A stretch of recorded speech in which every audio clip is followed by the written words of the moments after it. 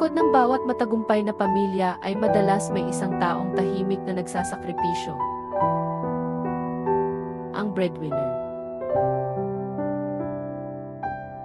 Siya ang haligi ng tahanan, tagapagtaguyod ng kinabukasan, at ilaw sa mga panahong madilim. Ngunit sa kabila ng kanyang matatag na paninindigan, ay ang mga pasaning hindi palaging nakikita ng iba, pagod, lungkot at takot.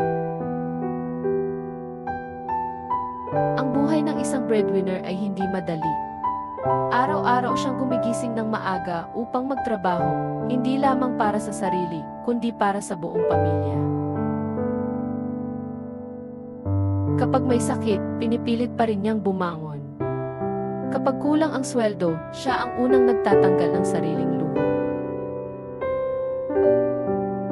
Lahat ng ito ay ginagawa niya dahil sa pagmamahal, isang uri ng pagmamahal na walang hinihinging kapalit. Madalas siyang napagkakamalang matibay at walang hinaing, ngunit sa likod ng kanyang mga ngiti ay pagod na katawan at pusong minsan ay naghahanap rin ng pag-unawa.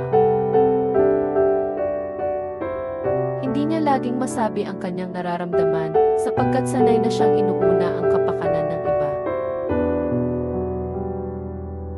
Ngunit kahit ganito, hindi siya sumusuko. Dahil sa bawat sentimong kinikita, nakikita niya ang mga ngiti ng kanyang mahal sa buhay. Sa bawat pagod, may kasamang saya kapag nakita niyang nakakatapos ng pag-aaral ang kanyang mga kapatid o kapag nakakapagpagamot ang magulang.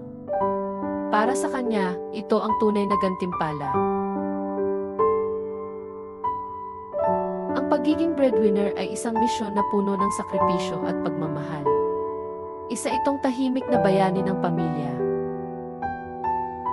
Kaya sana, sa mga pagkakataong hindi natin sila naunawaan, alalahanin natin sa bawat araw na tayo'y may nakakain, may suot na damit, o may naabot na pangarap, may isang breadwinner na patuloy na umiibig sa pamamagitan ng sakripisyo.